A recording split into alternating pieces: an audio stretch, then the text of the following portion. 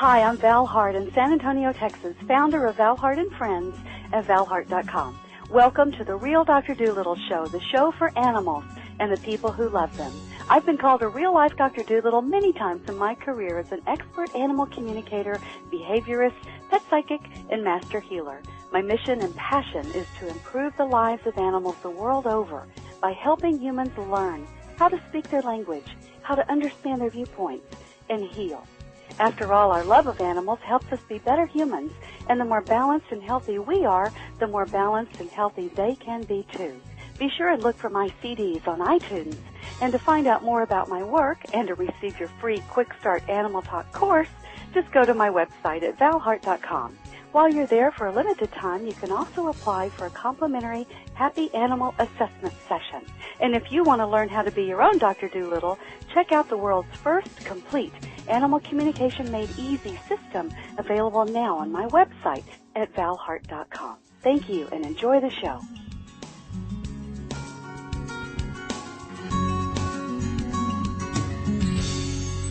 Hi, this is Val Hart, the Real Dr. Doolittle, and today I'm talking with Joe Camp.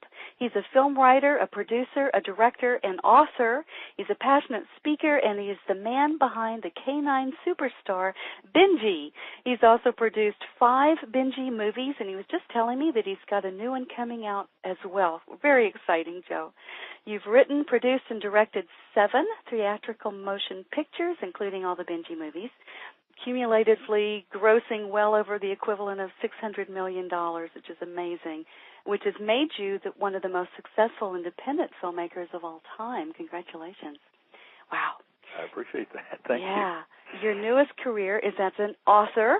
In your recent best-selling book, The Soul of a Horse, Life Lessons from the Herd, is now in its 7th printing and is changing the lives of horses and people all across the planet.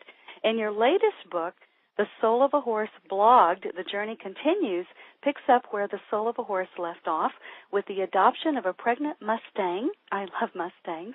And it continues through you and your wife Kathleen's move from the dry, rocky hillside pasture of Southern California to the wet, grassy hillsides of your new Tennessee home, which I know is quite a change. So, yeah, a big change. A big change. I bet. Oh, my gosh. So welcome, Joe. Thank you so much for being with us today. Thank you, Val, for having me. It is my pleasure, and I appreciate it very much. Yeah, thanks. What I want to talk about before we get into the horses, which is, what we're here to talk about today, your books. I have to ask you, you're just going to have to bear with me, but I want to know more about the world's most loved dog star, Benji. How in the world did the Benji movies come to be? Well, it is a long story, and there's actually a book on that called Who Needs Hollywood. It tells the whole story. But the very beginning was during a period in time when I was working for an advertising agency, yet was wanting to break into the movie business. I had wanted to go to UCLA and had not been accepted, and, I thought at that time that my life was over, that I was never going to be able to make movies and whatnot. And so I was getting up at like 4 o'clock every morning and writing for 2 hours before going to my job as in an advertising agency. And my wife and I were watching one Sunday night. This is way back, a little longer than I want to admit. And the old Disney Sunday night Wonderful World of Color, I think was the name of it, show. And this is before DVDs or videos or anything. And they were doing a kind of a retrospective on all the classic animated features that they had done, and there was a piece on Lady and the Tramp. Oh, and I love that movie. My favorite as a kid. Yeah. And while we were doing the dishes, we began to talk about, I wonder if it would be possible to do that kind of story from the point of view of the dog, with the dog being the three-dimensional character, the heart and soul of the movie, but do it with real dogs, not animated characters. Wow. And not with Rex Allen saying, and now Benji thinking, and whatnot. And we finally talked it into a corner, saying, how in the world do you tell a real story, a full story, a movie-length story without dialogue. And my wife went to bed, and I stayed up reading, and we had a little Yorkshire Terrier whose name was Benji. Okay. And he stayed up with me, and I got to paying attention to, a siren would go down the street, or a dog would bark, in the yard next door, or whatever, and just the way that he was reacting to all of this. And so I kind of jumped down on the floor on my knees and started doing silly stuff and watching what his face was telling me, and wound up over in a corner, hovered up and shivering, and like I was afraid, and the dog is looking at me like, what in the world is the matter with you? My dad's and you could read that, you could actually read that, and so what I went to bed with that night was the fact that, dogs do talk. There is dialogue if you're really up there paying attention and, they do. Close where that's what you're seeing and watching. Yeah. And I woke up the next morning at 4 to go in and work on the project that I was working on, whatever it was, and pushed it aside and wrote the entire Benji story in about 2 hours. And it just all came out. It's a God thing, because it just came flowing out faster than I would be lucky if I get 2 or 3 pages double-spaced a day of screenplay, which is, not very many words.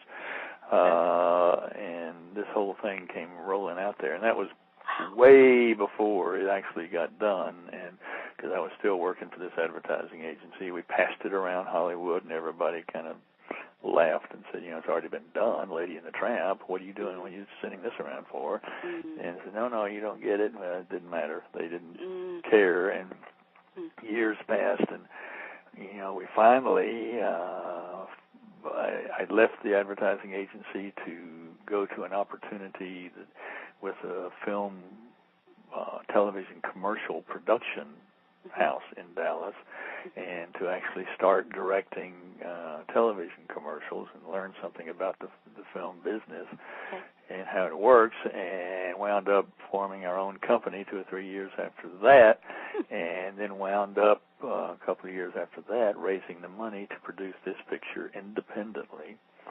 And did, and was very excited about it. Took it out to Hollywood and screened it for every major studio, and they all turned it down. Wow. Oof. So then we had the opportunity to either throw it in the trash or figure it out. And we actually wound up forming our own distribution company, going back to the investor well and raising even more money, which was not a particularly easy thing to do, because they said, hey, wait a minute, you said you'd never made a movie, but we believed that you could, so we invested in the movie, and now nobody wants to distribute it, and you're saying you can learn the distribution business? I don't know. But we ultimately did, and that's what we distributed the entire movie from our office in Dallas, worldwide. Oh, my God. That's amazing. Well, so that's the short version of the long story, believe it or not. Well, and I'm really understanding something about you. You really do believe that anything is possible. If you work hard enough, you have the inspiration, the guidance, and you have faith in yourself, you can do anything. And passion. I think that, I've learned in retrospect and looking backwards that, when you passionately believe in something, then that covers just a whole myriad of obstacles, because everything you're trying to do, particularly if it's a little bit out of the norm, which seems to be everything we've ever gotten involved with. But if it is, you know you're going to hit roadblocks, you're going to hit closed doors, you're going to have to find your way through the maze, and all too often I see today people just running up against that wall and saying, oh, heck, well, I can't get around that, and turn around, walk away, and start off on something else. And if you're really passionate about it, you'll find a way. You'll get over that wall. You'll go around it. You'll dig under it. You'll do something. And I think that that's what carried us through. I believed in this property. A lot of people have said, oh, it's so great, you're a movie director. I said, no, not really. I guess you'd have to call me a storyteller. And movies at that time were the vehicle that, and there are strong values buried under all of the entertainment with the Benji movies, and the value of hope and love and persistence toward a goal, which was my own story of persistence toward a goal. And and I believed so passionately in that I just, was not going to let the naysayers say nay. And so we found our way through the maze, and even that took us a while because with advertising and marketing as my background, I had no fear of that side of it. Yet every decision I made was dead wrong.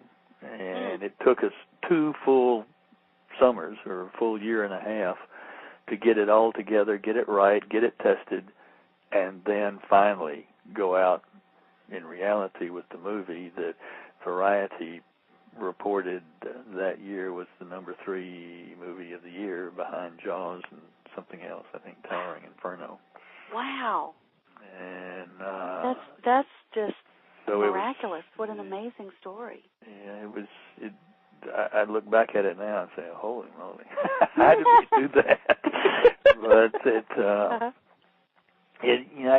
like I said before, though, I think, all too often, and unfortunately, for both of my wives, one died in 1989, and actually, no, 1997, and my current wife, unfortunately for both of them, money has never been the object, and I think that also is part of the driving force. That, when you're looking at what you're accomplishing, what you're trying to accomplish, and that accomplishment has some bearing and factor with other people and making their lives better. That makes a huge difference to me. And people who are purely focused on the money, I'm going to do this job because I can make a lot of money doing it. That's not what the American dream was all about. And, the American dream concept that you can do anything you want to do in this country was founded in accomplishment of worthwhile goals more than it was in bank accounts. And so that's always been my, I guess, upfall or downfall, depending upon which side of the fence you're looking at it from. The money just kind of, took care of itself, and we were focused on doing our work as well as we could and getting the message out as best we could. Yeah. Oh, I could talk about this for a long time. I have so many questions for you. We may have to come back and do another interview on Benji. I'm happy to do that. Good. I'm going to invite you back. I want to hear a lot more about Benji. This is a fascinating story of how the movies came into being, and I'm sure that we could talk for days about what all happened behind the scenes and how you trained and set it up and all the things you went through in doing that we could all learn so much from. Don't let me forget, and I'll send you a copy of that book, okay. And you can kind of get a sense of all of that. And then there's also a Benji Method book out there, which is what I learned from the greatest trainer that ever lived, as far as I'm concerned. All the compassionate and relationship-based training methods that he used with the original Benji and that we used with this last Benji movie, which was Benji Off the Leash a few years ago, and that dog actually is, like the first one, is a rescue from shelters and lives with us. It's the first one that actually lives with us, so I didn't have to go through separation anxiety at the end of the movie as I did on the first couple. But and what's kind of neat. This is way getting off point, I guess, but the Kindle and Nook book, the ebook versions of these books, like the Benji Method. The Benji Method has 90 minutes of video links built into it. And you're sitting there on your iPad or your phone or whatever, reading this book, and you come to a link, you just touch it, and the video comes up. Wow. And it's so cool. You get, double your money, and they usually cost more than the print versions of the book. I mean, cost less than the print versions of the book. And the same is true with Soul of a Horse blog. There's a ton of video links and resource links and everything, and that one, and on the ebook version of it, you can actually click the link and go right to the video to see what you just finished reading about. Wow. Isn't that amazing? Yeah, this is going to be super for textbooks, I think. You know, just imagine going back through college with nothing but a cell phone or an iPad in your backpack, and never having to worry about, you know, lugging all these books and where you left it, and you got all your notes right there within the book itself, because you can put notes in these ebooks. Yeah. I was one of those holdouts, you know, I want to have a real book in paper pages and all of that. And Kathleen's been reading all of her books on her Android cell phone for 6-8 months, and I said, I just can't, you know, I want to turn pages. And she finally said, look at this video. I said, where'd you get that? She said, well, it was just in the book. It was in the book. Just clicked it. What? Oh, and look, all these pictures are in color. You know, there's 175 pictures in the Soul of a Horse blog, mostly of hers. She's a fantastic photographer, and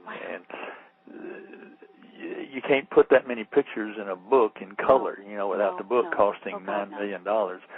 So, and on the ebooks, they can be in color. It's cool. And you can expand them, and you can, you know, look at them more closely in the digital version. Right. And you can change. You can correct your mistakes. You can add a chapter. You can do this.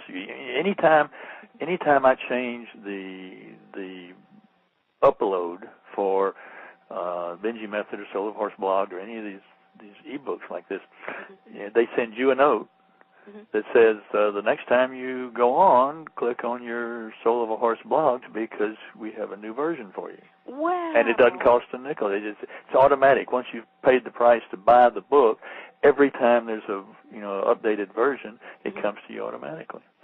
Wow. Oh my God. So Joe, that's the reason it'll never make it to textbooks, because those publishers won't. They don't want that. They want you to have to go out and buy the new version. That's how they make their fortunes. Yeah. I know. That's how they keep all the students poor. That's right. They have to spend fortunes on these and books. With 2 going into college next year, I am understanding that now. Very clearly, yes.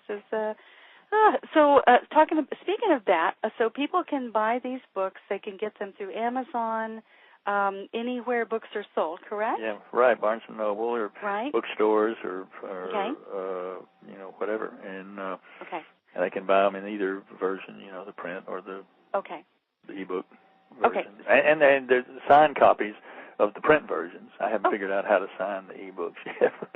Signed copies of the print versions are available on our website, thesoulofahorse.com. Right. So your website is thesoulofahorse.com. Soulofahorse.com, and there's also Benji.com for that side of the fence. And, cool. And they're interlinked as well. And, and there's a blog, thesoulofahorse.com/blog, which we, it's kind of wherever the last book left off with a continuation of, and the stories of our learning process, our journey, because we're still learning every day, and that's what the original book, Soul of a Horse, was. We came into this horse world 3 or 4 years ago, truly and literally without a horse or a clue.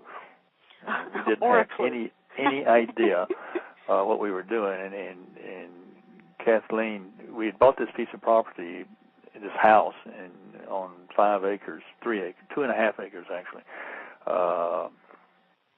out in the only sticks left in Southern California, and it happened to have a couple of horse stalls on it. We'd sit out on the front porch in the late afternoon and watch the sunset over the west, over the horse stalls, and say, gee, wouldn't it be nice, have a couple of horses wandering around down there in the stalls. And we talked about it enough that when my birthday came up, Kathleen threw me in the car and said, come on. And I knew it had to have something to do with birthday. I am that suspicious. And she drove down the hill and drove past the Animal Rescue League in Escondido. And I said, we got we got more dogs than we need. They can't be a dog. And she pulls into a park, and there's a horse trailer with 3 saddled horses. And she was taking me on a 6-hour trail ride from the first day. And 3 weeks later, we owned 3 horses. And I can attest to the fact that, you know, a 6-hour trail ride and having a couple of stalls in your yard is not a good reason for going out and buying 3 horses. Maybe you need a little more. Going on. But that's where the whole thing began, because we didn't have a clue. Yeah. And the very first thing we stumbled on, we were making what I call the new horse owners required visit to Boot Barn, you know, to stock up on stuff before the horses arrive. And Kathleen stumbled on an article by Monty Roberts, who is, you know, had the New York Times best-selling book, The Man Who Listens to Horses, and was an inspiration to Robert Redford in making the movie The Horse Whisperer, and he has a thing that's called join up. He spent a lot of time out with wild horses, watching the way that they interact and work with each other and how they set up their hierarchy and their language, basically.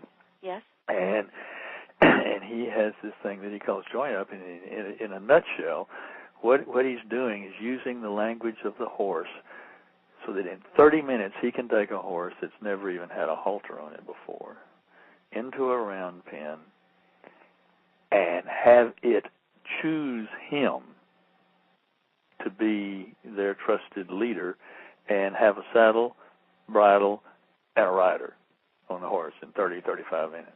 Wow. At the horse's choice, with no stress to the horse. Absolutely blew me away. I just could not. So when our first 3 came, my cash is cover boy on the soul of a horse.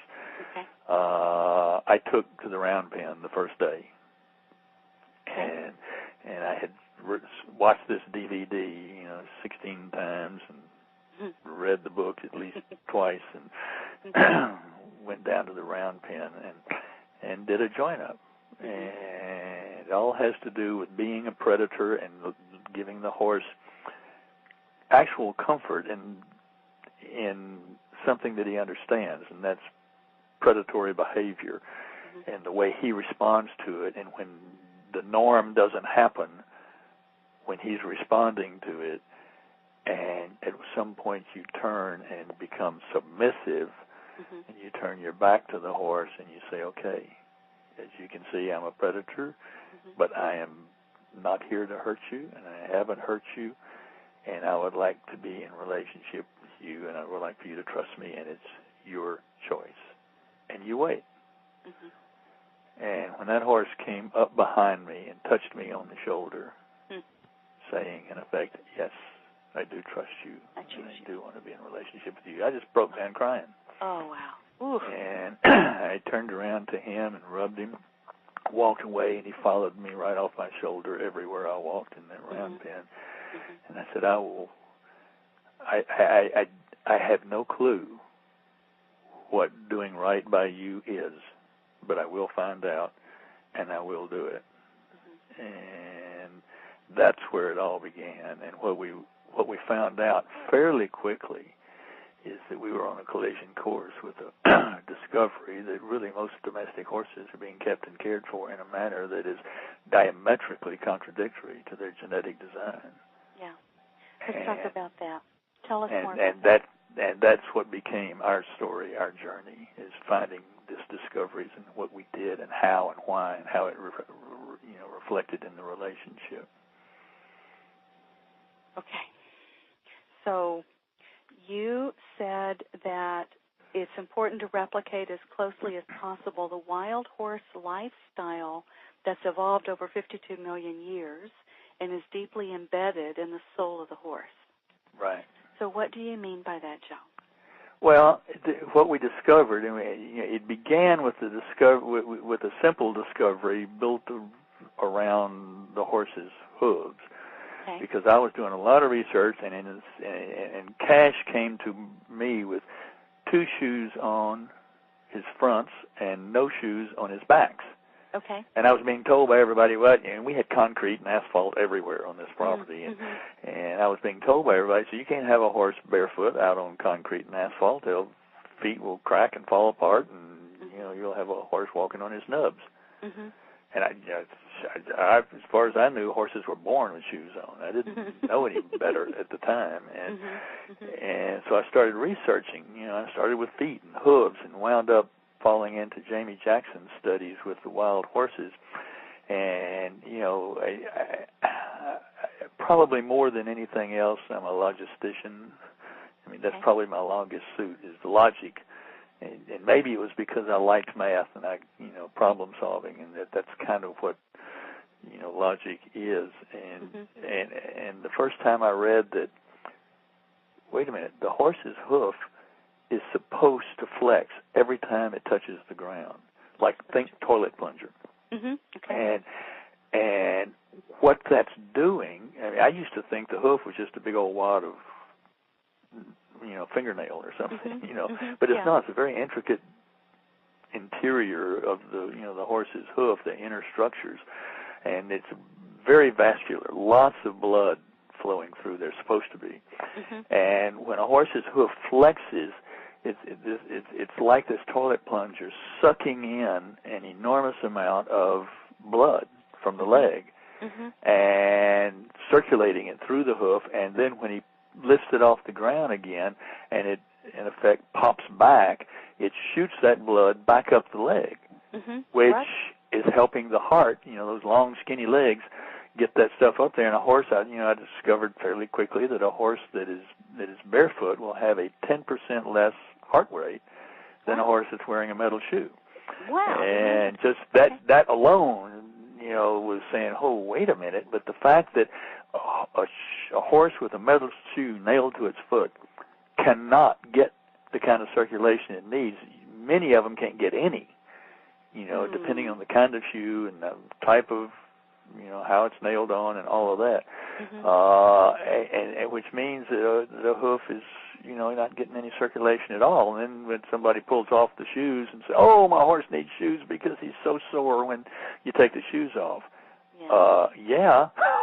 Because it's really unhealthy what's been happening to him with that, with that shoe on there. It's like when you cross your leg and forget about it for a little while, and you're cutting off the circulation down to the foot, and then suddenly you jump up and almost fall on your face because when the blood circulation goes away, then the nerve endings quit working, and so you don't feel it. So in effect, a shoe anesthetizes the horse's hoof from any damage that it's doing by virtue of the lack of circulation.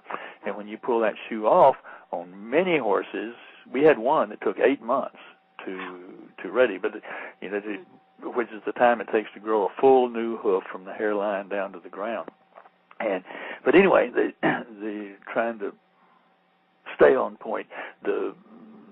When I read all of this about, what a hoof is supposed to do and why wild horses have such rock solid, and you see them out there in the worst of Nevada and eastern California and whatnot, deserts and where there's lava, beds, and they're just gliding over it like it was nothing, and beautifully fit and just living like a horse should live.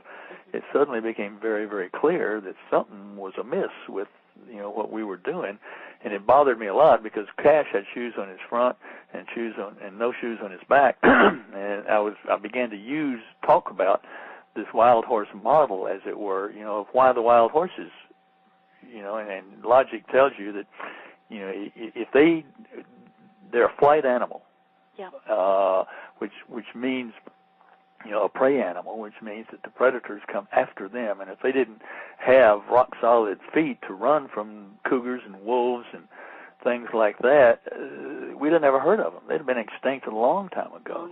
And as it is, they've been out there, for a full 52 million years, doing quite well without us, as a matter of fact. And so all of this kind of came together, and I started saying, the wild horses do great, so, why shouldn't the domestic? Oh, we've bred the hoof right off the domestic horse.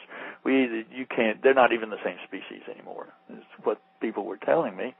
And so dig. I say, I want more than just hearsay. I want to know, and got into the science of the whole thing and found out that it would take a minimum of 5,000 years, more likely closer to 10, to change any base genetics of any species, horses or otherwise.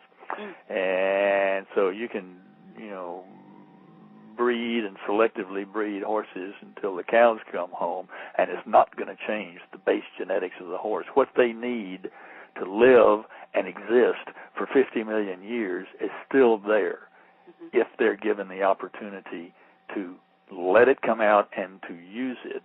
And that's where the whole philosophy came from. As I was asking all this and trying to figure it out, and they were telling me that the wild horse didn't matter anymore, that the wild horse and the domestic horse were just different species. And I'm sitting there looking at Cash with 2 shoes on and 2 shoes off. And I'm saying, well, does that mean his backside is wild and his front side is domestic?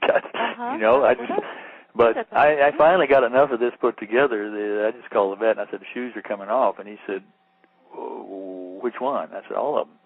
By that time we had 6. And this was probably 9, 10, 11 months into the whole learning experience. And he said, well, don't you want to do this one at a time and see what, how it works? And I said, no. I mean, look at the facts. These are facts. This is not opinion. This is not my opinion. This is the absolute fact of how a horse is supposed to live and why and blah, blah, blah. And he said, well, your horses, whatever. And we pulled all 6 of them and began to have them trimmed, found a trimmer who understood the wild horse cycle, which all we're trying to do is replicate what they'd be doing to themselves.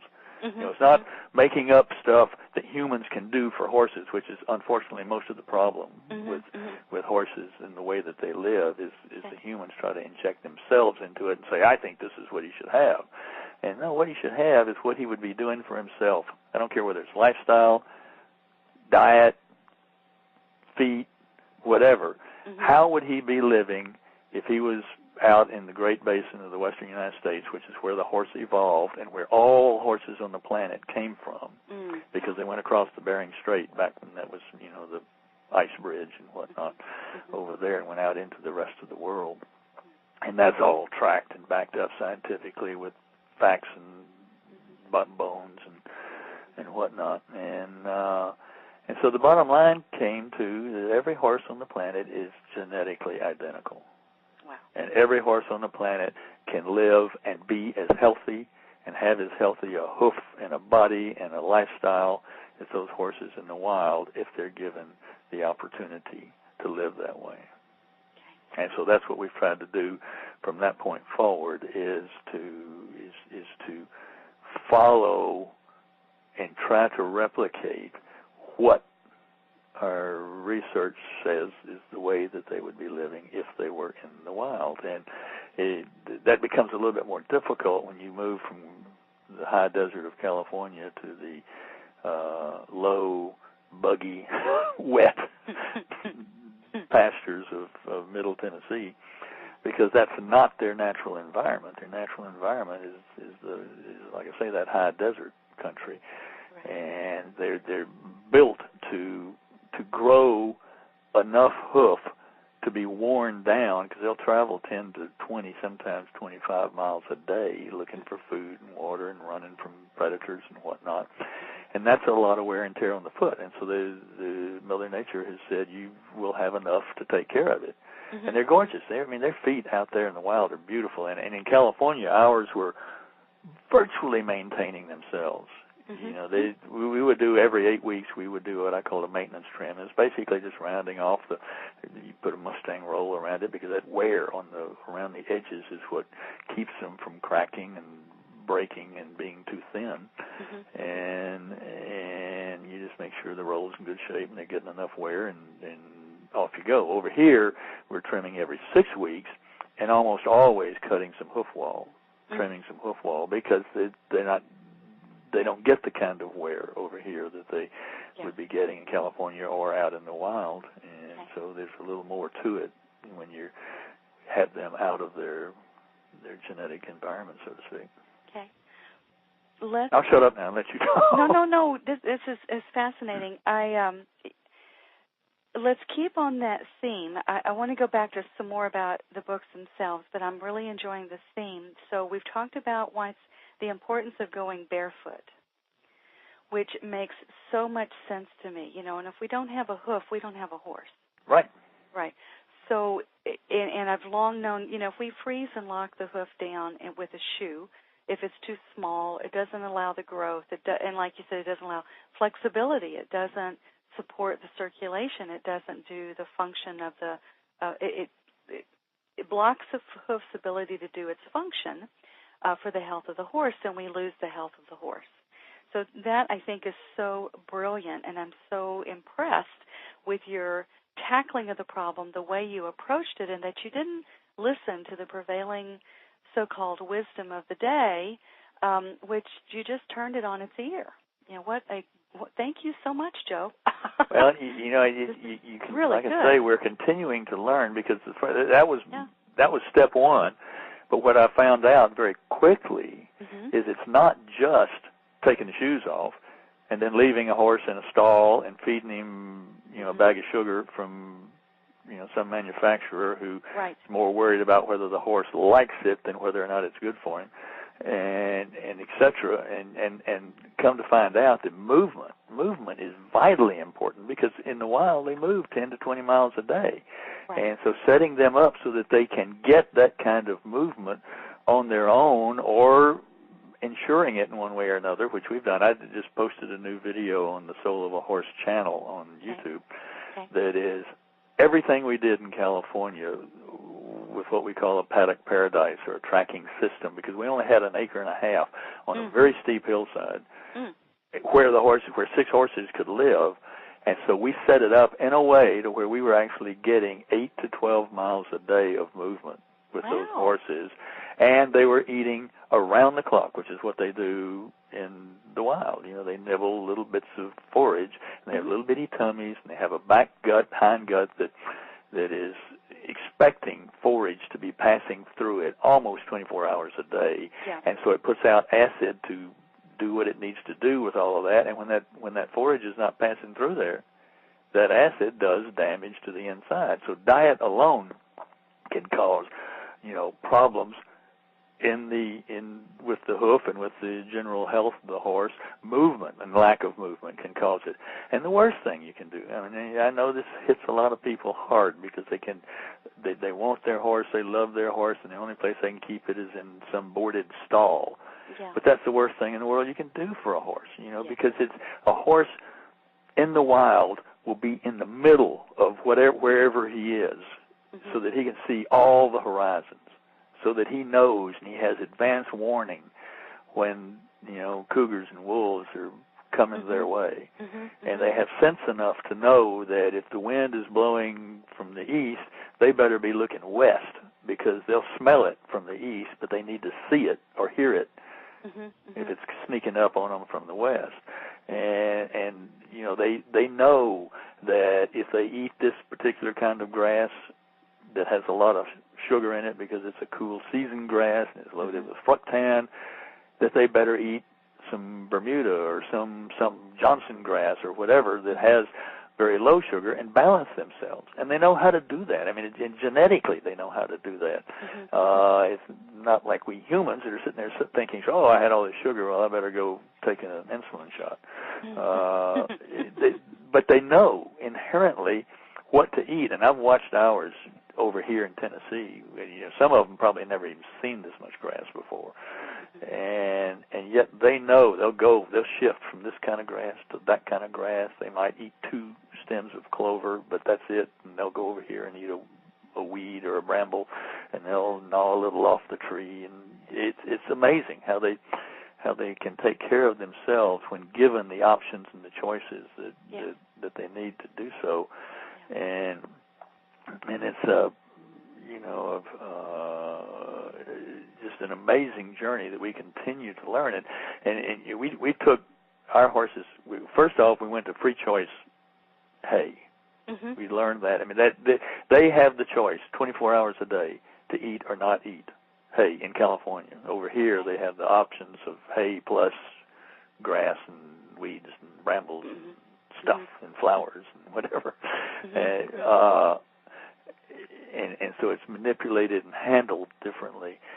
But, you know, we started with the free choice hay, and that means and we would put it out in 100 and 150 different piles around this 1.5 acre area. So they had to move constantly to deal with it and to get it. And then they got their supplement feeds and so forth in the morning and the evening. But we threw out the bagged pelleted food that was loaded up with molasses and mutated oils and, you know, all of that kind of stuff, and went to a forage, basically, what I call chopped salad. It's kind of a chopped orchard and timothy grass that has some vitamins and minerals built into it. We don't use it as a whole feed. We just use it as a carrier for the supplements that we use, which are based upon wherever we are, what they're naturally getting from that environment or from hay or from whatever else that we're feeding them, trying to, again, replicate what they would have and have the options of out in the wild. And all of that makes in the final analysis, of very, very big differences. But, getting the shoes off was a fantastic start. And that's been now over 3 years ago, and these guys have never looked back, not a one of them, or us. They've had super healthy hooves, no colics, no laminitis, they're happy, healthy, and the relationships are better. Everybody says, "Oh no, if I put my horse out in the pasture, I'll never see him again. He won't come to me." You get the relationship right in the beginning. Yeah. Yes, you will.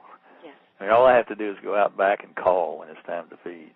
If they hear the gator driving down to the barn, they'll be there waiting on me. But if not, if I holler at them, they'll be down in a moment. And that relationship is really very, very good with all 6 of ours, because we decided to start every one of them just the same way we started Cash. And when you get that relationship, I mean, I know several of the big super clinician trainer types and so forth. Stacy Westfall is one some of your listeners may know, that amazing lady. And she says the best thing that she ever did for her training is to not do any at all until the relationship was right with the horse. Wow. And that's, I think, a very, very true statement, because once you're in relationship, they trust you, and they've made the choice on their own to do that, then that takes the willingness quotient way, way, way up, because they're not doing it anymore because you're dominating them. They're doing it because they want to. Yeah, they like you. They want to. They enjoy being with you. I've always, told my clients and students, if your animal isn't delighted to see you and spend time with you of their own free choice, something's wrong with the relationship. You need to pay attention. You just need to back up. Back up. Yeah, back that puppy up. There's a great, I wish this was our video, but there's a great video from a guy by the name of Frederick Pinion, who is a French guy, and he's living in Italy, I think, right now, somewhere over there. But I've seen, and he's got a book called Gallop to Freedom. It's just wonderful. Kathleen read it and said, "Can we just move in with them?" But he is so strongly, on the relationship thing, and all of his training is a collaboration, with the horse. Okay. It is not. He does not dominate the horse. He leads the horse, but everything that he does, the horse has a choice, has an option. The horse can give input, and he said he never once goes out into the arena for a show that he has a clue what's going to happen. Wow. And because if the horse decides to go this way, he's dead.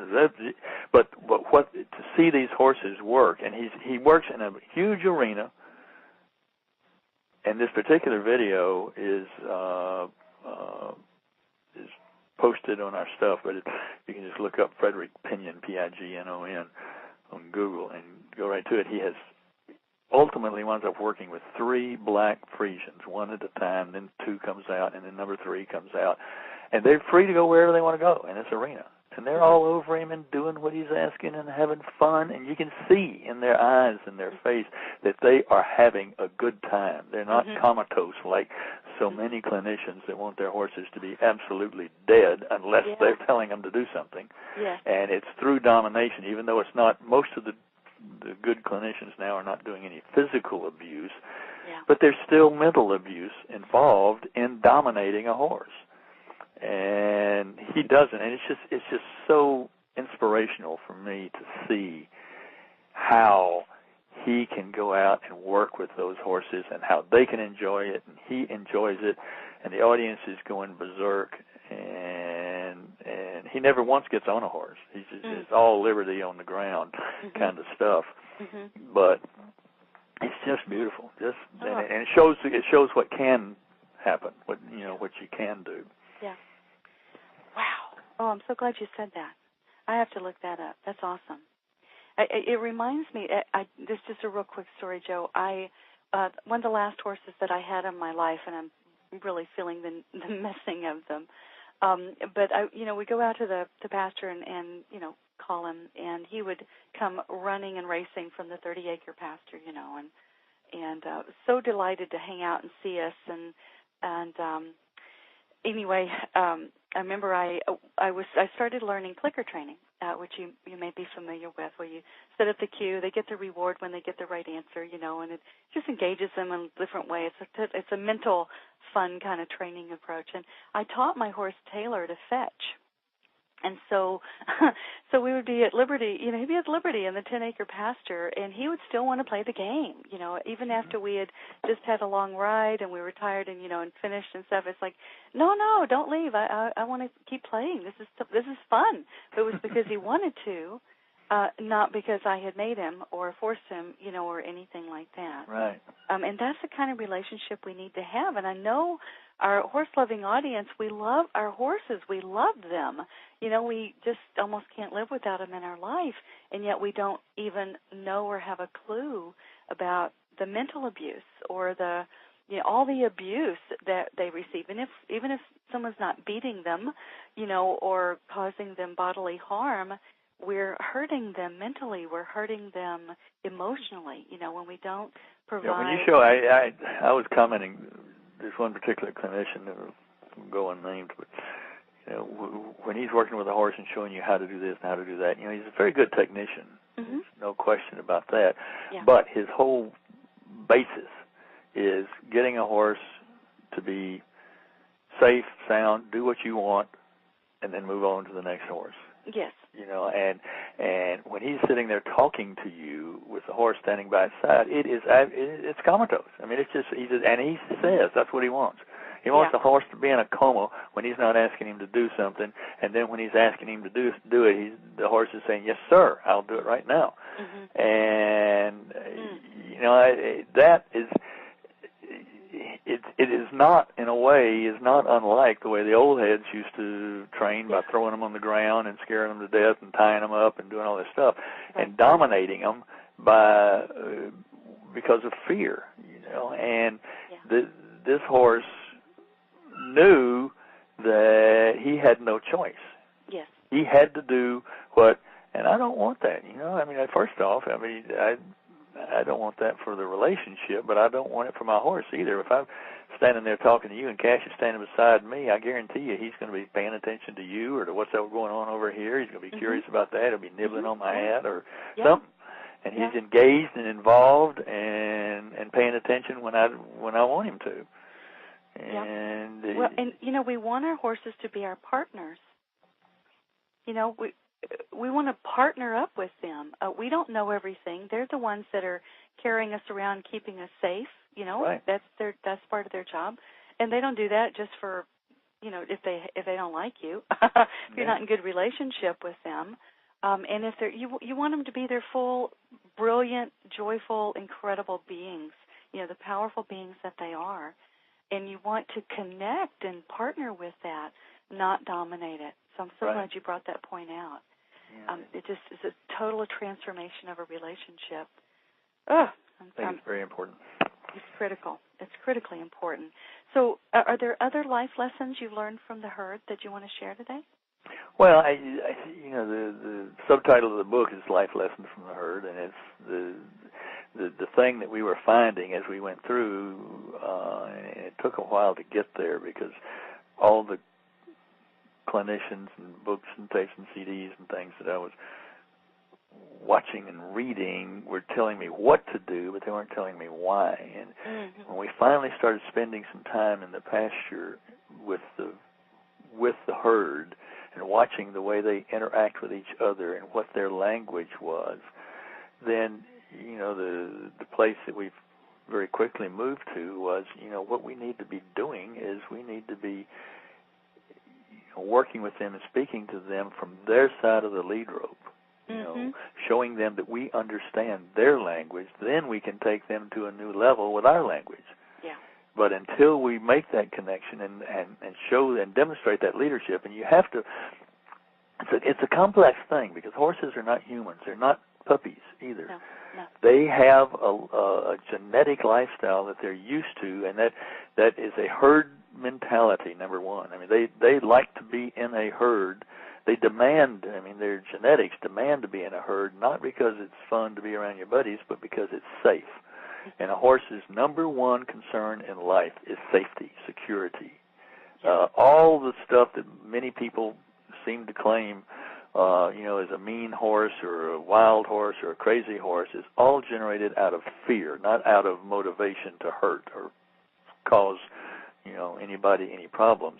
And when a horse gets crazy, it's because he's scared to death of something in his past or what you're doing or what's going on, and you have to solve that and get him to trust you and to let you be the leader. And in any herd, a dog pack is a leader and a bunch of followers. It's kind of like humans. We got a leader and a bunch of us following along.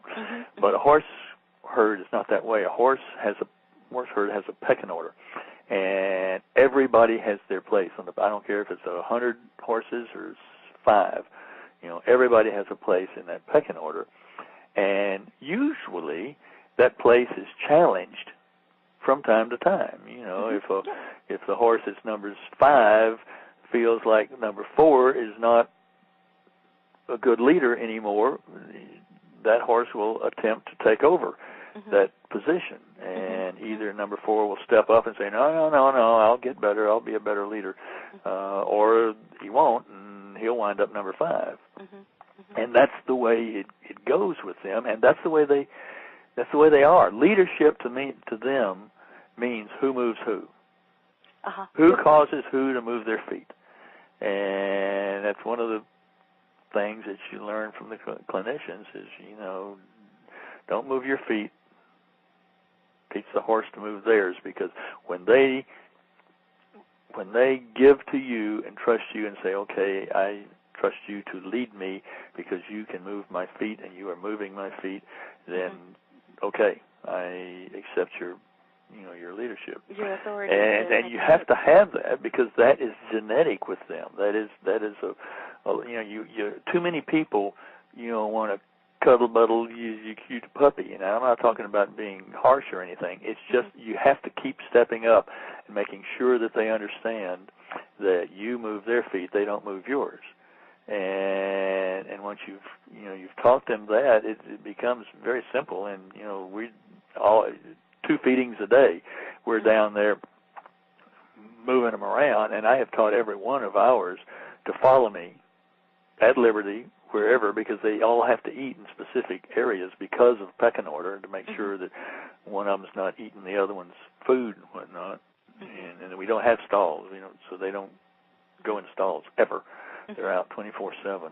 And so it got to be easier rather than using sticks or halters or anything to get them from point A to point B, is just say, come on, walk with me.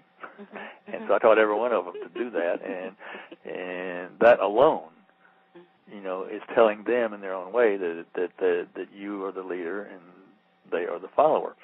And they walk right with me and go there, and generally I'll give them a treat when we get to wherever we're going, and they say, oh, cool, I like that, thank you. I like that. And off we go. But what this was teaching us, back to your original question, I told you I do run on.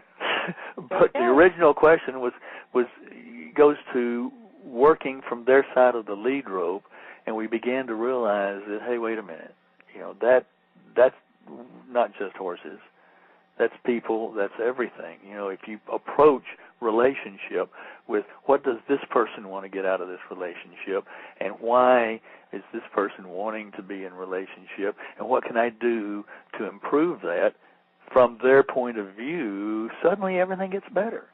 Yeah. And, we've all heard it our whole lives. The parents used to say, don't do that until you've walked in their shoes, or, there's 100 expressions for the same thing, but basically working from the other person's end of the lead rope rather than your own.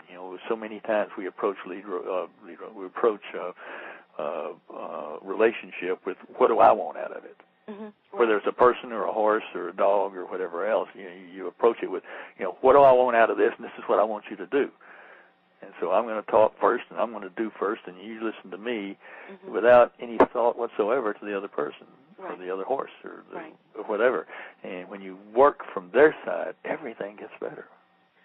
It's a great lesson. That's a transformative lesson. We could apply that in one-to-one relationships and groups, in countries, in policies of all kinds.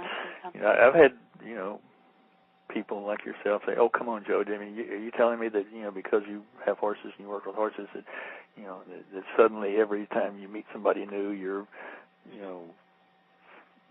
thinking consciously about, I'm going to work from their side and understand what they want out of this?" And I say, no, I try.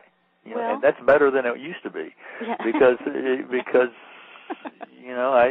I'm just like everybody else, and I am thinking about it now, and I am focused on it, and I try, to do better. So it is being better, and over time it gets even better than that. And we are who we are, and we can only ascribe to trying to make who we are better.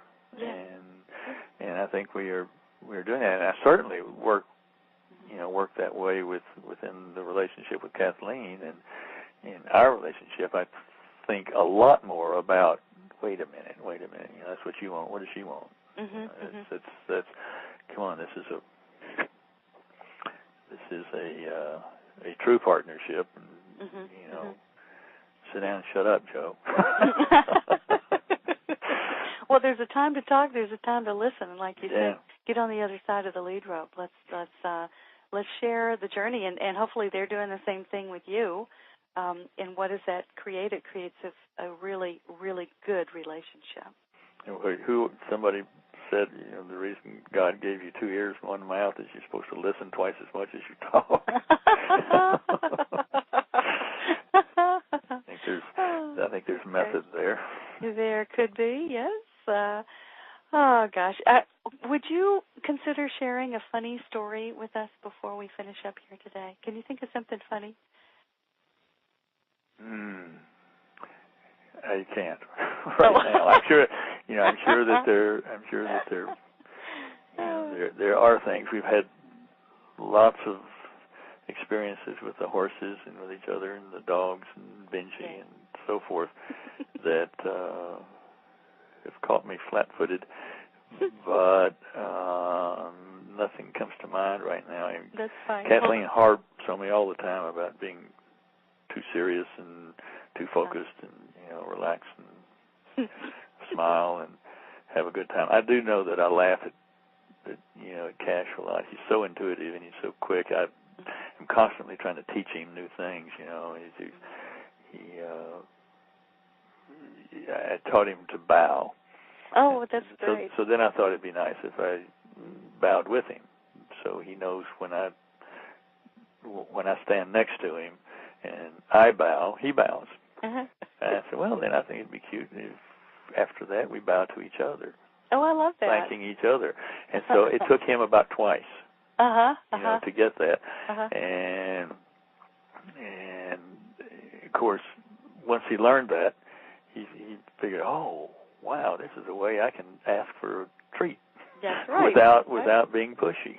And so I'll walk in sometimes and he'll just bow right there, or smile, one or the other.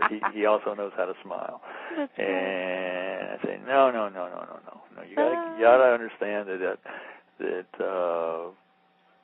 it's when I ask for it.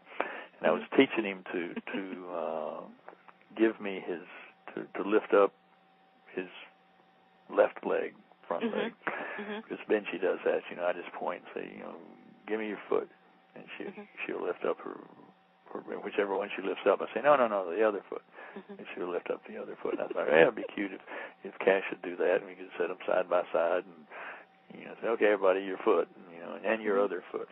So I was going through the process of teaching him to lift up his foot, and he got that on his left side. So then I started on the right side, and had just done that one little session and gotten him finally by touching it and tugging on it and whatnot to lift it up and whatnot. And then Kathleen walked down. It was late in the afternoon, so we just sat down on the steps of the tack room and we're chatting about the day. And Cash was just there and hanging out. And she started laughing. And I said, what? And I turned around and looked at him, and he was just smiling. It's a kind of a throw your lips out, sort of show your teeth kind of thing, just smiling. And I said, no, I told you we're done with that. And I went back to whatever I was talking about with Kathleen, and she started chuckling again. Said, no, I'm not so sure you are. And I looked around, and he had his left foot in the air. And I said, no, I told you, Ken, we're done with that. It's done for today. Just relax. And I leaned over and unhooked the lead rope because there's some grass not far away, and I figured he'd go wander off and eat.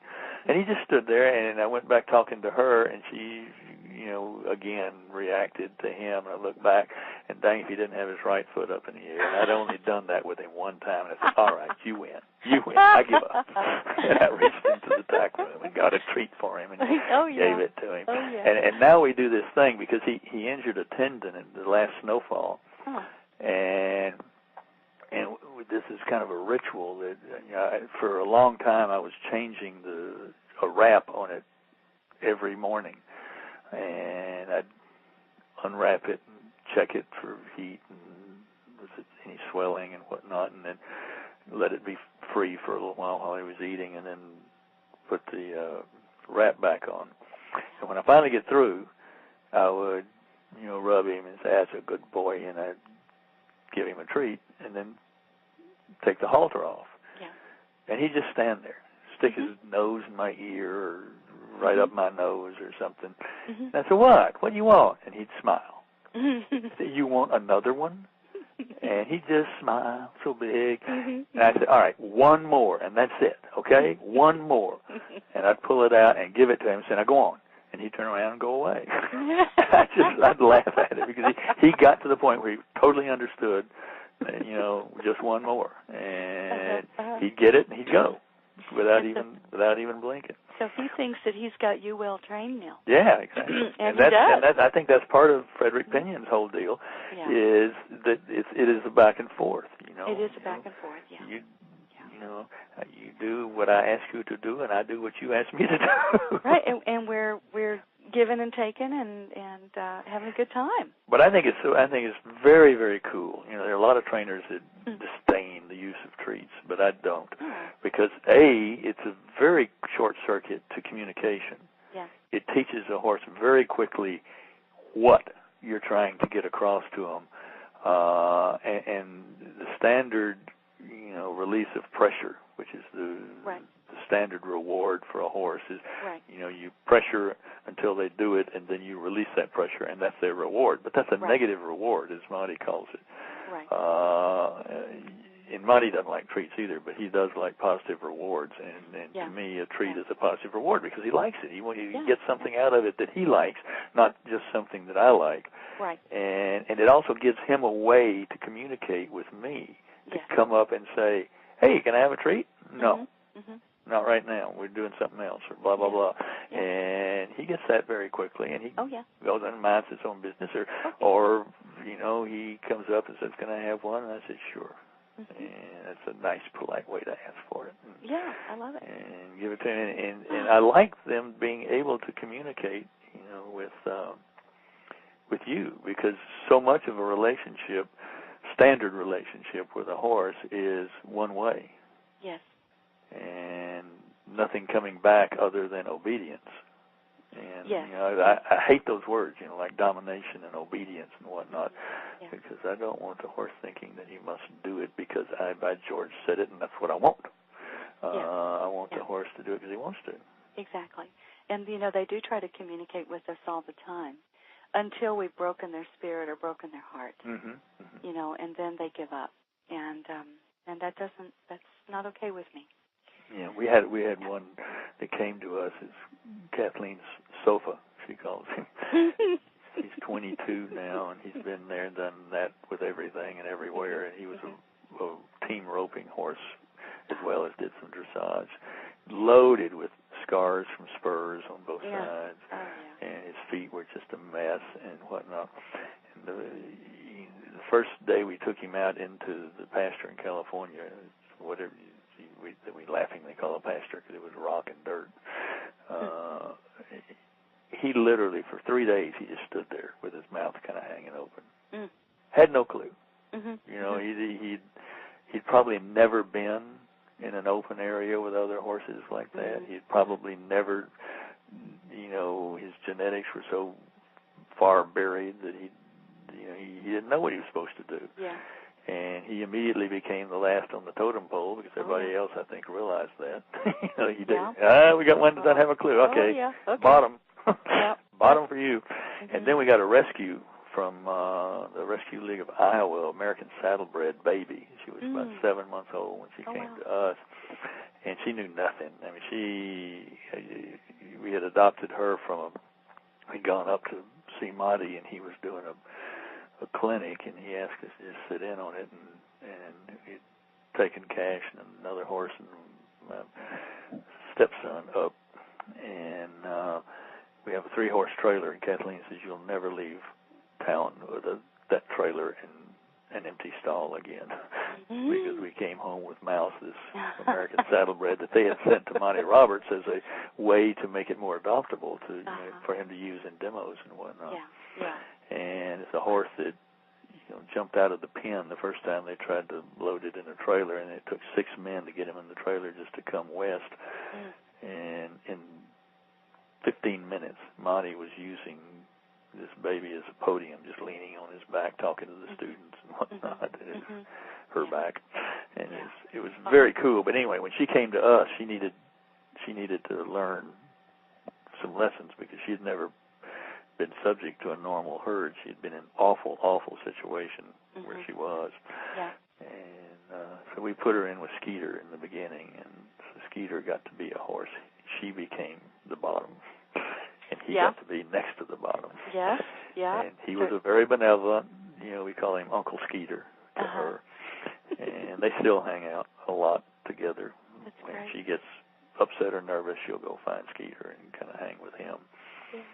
And, it just makes my heart smile. It's fun to watch the way they work, and every one of them are different. I mean, the people who say all horses are the same, or you should treat them all the same, or train them all the same, or something. No, you can't do that. No, they're all absolutely just like people. Yes. Too much so, actually. In some ways, isn't it? Yeah. Joe, it's been wonderful. Thank you so much for sharing your heart, sharing your passion, sharing and making a difference with horses literally all over the world.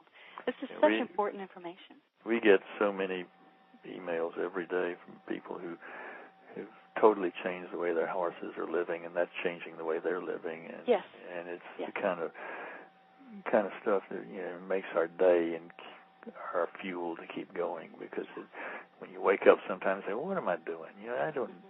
I mean, normally people who are doing what we're doing and writing books and stuff like that have been around for 30 years, getting experience and whatnot, and you run through these periods of thinking that I don't have any business doing this. What do I know? And you read some of these emails coming back in, and you got no choice. You got to keep going. Yes, we'll keep going. And speaking of keeping going, you've got a new book coming out, Born to be Wild, The Soul of a Mustang, Riding the Winds of Change. Right. That looks wonderful. So listeners, everybody go to your website, thesoulofahorse.com. Check out Joe's blog. It is wonderful. You will love it. And, Joe, we're going to have to get back together and continue the conversation. I'd love to do it, and hopefully I'll shut up and let you talk next. You have to maybe talk to Kathleen a little bit beforehand because she's kind of learned the art. The art. the art of shutting me up. Oh no! Don't shut up. I love talking to you. You're great. Well, I appreciate it. You are too, and I enjoyed it very much. And, thank you. Look forward to doing it again, actually. You bet. Okay, good. Well, I'll get back in touch, and definitely want to find out more. And when your new book comes out, I think we should reconnect also. So okay. I'm very excited about what you're doing. Thank you. That'll be super. Okay. All right, Joe. Well, thanks so much, and I'll talk to you later. Thanks. Okay, bye. Bye.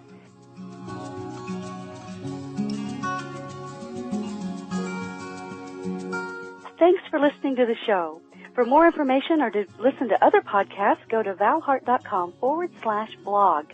And if you're someone who values a non-invasive, holistic solution to resolving problems with your dogs, cats, and horses, and you want better behaved, healthier, and happier animals, just go to my website at valhart.com to apply for a complimentary Happy Animal Assessment session. And be sure and remember to look for my CDs on iTunes. Learning how to talk with animals is fun and will change your life. So while you're there at my site, get my free Quick Start Animal Talk course and check out the world's first complete Animal Communication Made Easy system. May the love of animals bless you, teach you, inspire you, heal you, and reconnect you to the circle of life.